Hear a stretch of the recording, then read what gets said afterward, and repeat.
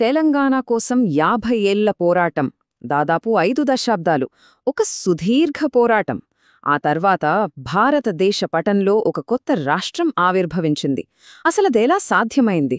ఆ అద్భుతమైన కథేంటో ఇప్పుడు చూద్దాం. ఒక దేశం మ్యాప్ని మార్చాలంటే అసలు ఏం కావాలి? ఇది మామూలు ప్రశ్న కాదు. ఇందులో అస్తిత్వం, రాజకీయాలు, అధికారం అన్నీ ముడిపడి ఉంటాయి. తెలంగాణ కథ మనకు ఈ విషయంలో ఒక చాలా ఆసక్తికరమైన సమాధానమిస్తుంది. సరే, ఈ కథ మొదలైంది 1956లో. అప్పుడు దేశమంతా భాషా ప్రాతిపదికన రాష్ట్రాలను ఏర్పాటు చేస్తున్నారు. ఆ క్రమంలోనే హైదరాబాద్ రాష్ట్రంలోని తెలుగు మాట్లాడే ప్రాంతాన్ని, అంటే తెలంగాణను, అప్పటి ఆంధ్ర రాష్ట్రంతో కలిపేశారు. అలా ఆంధ్రప్రదేశ్ అనే ఒకే రాష్ట్రం ఏర్పడింది.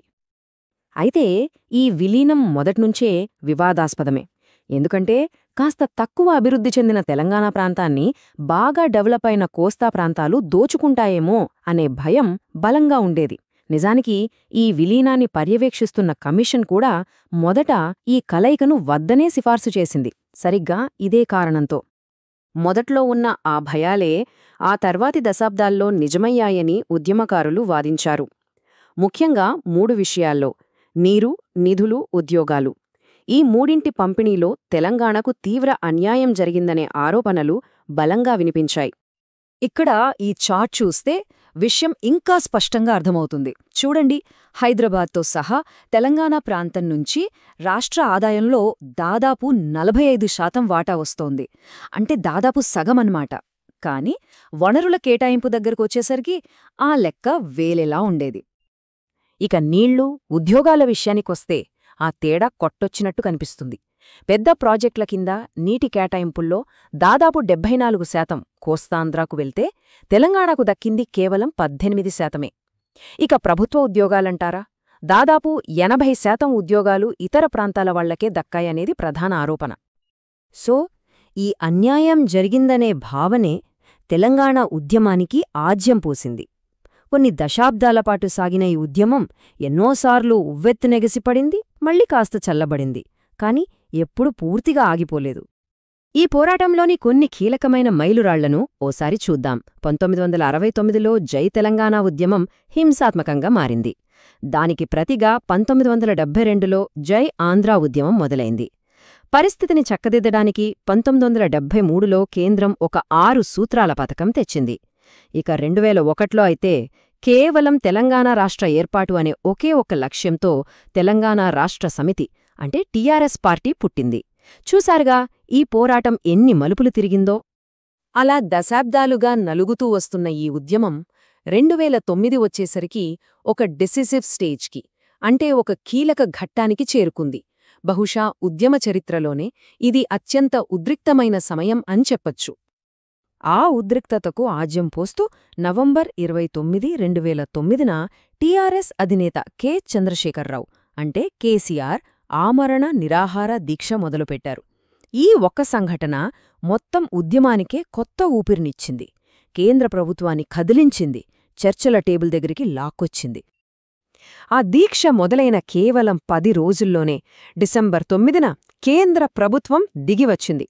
అప్పటి హోంమంత్రి పి. చిదంబరం ప్రత్యేక తెలంగాణ రాష్ట్ర ఏర్పాటు ప్రక్రియ మొదలవుతుంది అని ప్రకటించారు. ఇంకేముంది, తెలంగాణ అంతటా సంబరాలు మిన్నంటాయి. కాని ఈ ప్రకటనకు మరో వైపు కూడా ఉంది. ఒకే నిర్ణయం రాష్ట్రాన్ని రెండుగా చీల్చేసింది. తెలంగాణలో జనం సంబరాలు చేసుకుంటుంటే కోస్తా ఆంధ్ర, రాయలసీమ ప్రాంతాల్లో మాత్రం దీనికి వ్యతిరేకంగా భారీ నిరసనలు మొదలయ్యాయి. రాష్ట్రాన్ని కలిపే ఉంచాలన్నది వాళ్ల డిమాండ్. ఈ నిరసనల దెబ్బకి అందరి ఏకాభిప్రాయం కావాలంటూ కేంద్ర ప్రభుత్వం మాట మార్చింది. ప్రకటించిన కేవలం 2 వారాల్లోనే డిసెంబర్ 23న ఆ నిర్ణయాన్ని వెనక్కి తీసుకుంది. ఇది తెలంగాణ ఉద్యమకారులకు పెద్ద షాక్. ఇది రాబోయే కొన్ని సంవత్సరాల తీవ్రమైన ఆందోళనలకు ఒక రకంగా నాంది పలికింది. ఆ తర్వాత రాజకీయాలు చాలా గందరగోళంగా మారాయి. ఒత్తిడి పెరిగే కొద్దీ పార్టీలు తమ స్టాండ్ మార్చుకుంటూ వచ్చాయి. చూడండి, టీఆర్ఎస్, బీజేపీ మొదటినుంచి తెలంగాణకు అనుకూలంగా ఉన్నాయి. కాని కాంగ్రెస్, టీడీపీ లాంటి పెద్ద పార్టీలు మాత్రం అటూ ఇటూ ఊగిస్లాడాయి. కొన్నిసార్లు అనుకూలంగా, కొన్నిసార్లు తటస్థంగా. ఇలా వాళ్ల వైఖరి తరచుగా మారుతూ ఉండేది. అయితే ఇది కేవలం రాజకీయ నాయకుల పోరాటం మాత్రమే కాదు, ఇది నిజమైన ప్రజా ఉద్యమం. హైదరాబాద్లో జరిగిన మిలియన్ మార్చ్, ఏకంగా 42 రోజుల పాటు సాగిన సకలజనుల సమ్మె, ఇలాంటి నిరసనలతో మొత్తం ప్రాంతమే చాలాసార్లు స్తంభించిపోయింది. అంతేకాదు, 81 మంది ఎమ్మెల్యేలు, 13 మంది ఎంపీలు ఏకకాలంలో రాజీనామాలు చేశారంటేనే అర్థం చేసుకోవచ్చు ఆ ఒత్తిడి ఏ స్థాయిలో ఉందో. ఇలా ఏళ్ల తరబడి సాగిన ఈ నిరంతర ఒత్తిడి చివరికి ఫలించింది. 2013 వచ్చేసరికి కేంద్ర ప్రభుత్వం ఇక తెలంగాణ ఏర్పాటుని పక్కన పెట్టలేని పరిస్థితికొచ్చింది. సరే, మరి రాష్ట్ర ఏర్పాటు ప్రక్రియ చివరి దశకు ఎలా చేరింది? ఇందులో 4 ముఖ్యమైన మెట్లున్నాయి. ముందుగా, అధికారంలో ఉన్న కాంగ్రెస్ వర్కింగ్ కమిటీ ఓకే చెప్పింది. తర్వాత కేంద్ర కేబినెట్ బిల్లును ఆమోదించింది. అక్కడ్నుంచి పార్లమెంట్కెళ్ళింది. అక్కడ ఆమోదం పొందాక ఫైనల్గా రాష్ట్రపతి సంతకంతో చట్టంగా మారింది. వినడానికి సింపుల్గా ఉన్నా పార్లమెంట్లో ఈ ప్రయాణం మాత్రం అంత సులభంగా సాగలేదు. ఎంత సులభంగా సాగలేదంటే, లోక్సభలో బిల్లుపై చర్చ జరుగుతున్నప్పుడు ఏకంగా ఒక ఎంపీ పెప్పర్ స్ప్రే వాడారు. ఆలోచించండి, పార్లమెంట్ లోపల పెప్పర్ స్ప్రే. దేశ పార్లమెంట్ చరిత్రలోనే ఇదొక షాకింగ్ సంఘటన. అయితే ఇంత గందరగోళం నడిచినా సరే, చివరికి ఆంధ్రప్రదేశ్ పునర్వ్యవస్థీకరణ చట్టం ఫిబ్రవరి 2014లో పార్లమెంట్లోని 2 సభల్లోనూ ఆమోదం పొందింది. ఆ తర్వాత ఆ రోజు రానే వచ్చింది, జూన్ 2, 2014. ఆంధ్రప్రదేశ్లో కలిసిన దాదాపు 58 ఏళ్ల తర్వాత తెలంగాణ భారతదేశ 29వ రాష్ట్రంగా అధికారికంగా ఆవిర్భవించింది. దశాబ్దాల కల ఆ రోజున నిజమైంది. మరి ఈ మొత్తం తెలంగాణ కథ మనకు ఏం నేర్పిస్తోంది?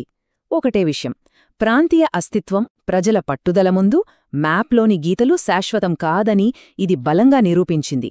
ఆధునిక రాజకీయాల్లో ఒక ప్రజా ఉద్యమం తలుచుకుంటే ఏం సాధించగలదో చెప్పడానికి ఇదొక తిరుగులేని ఉదాహరణ.